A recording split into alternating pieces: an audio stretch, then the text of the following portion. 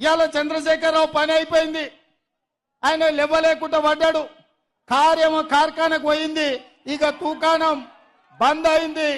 తుక్కు కింద దాన్ని తూకం పెట్టి అమ్మాల్సిందే.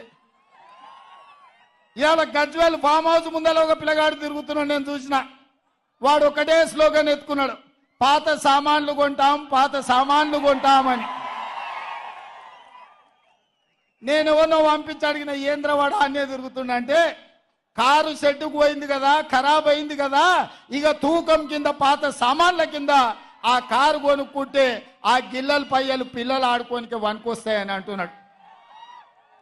అందుకే ఇవాళ కేసీఆర్ నౌకరి పోయి నడుము ఇరిగి పార్టీ ఓడి ఏం చెప్పాలో తెలియక పిట్టల ద్వారా ఇంట్లో కూర్చొని పిలిపించుకొని భజన సంఘం ముందల ఇవాళ కాంగ్రెస్ పార్టీ అయిపోయింది అంటుండు.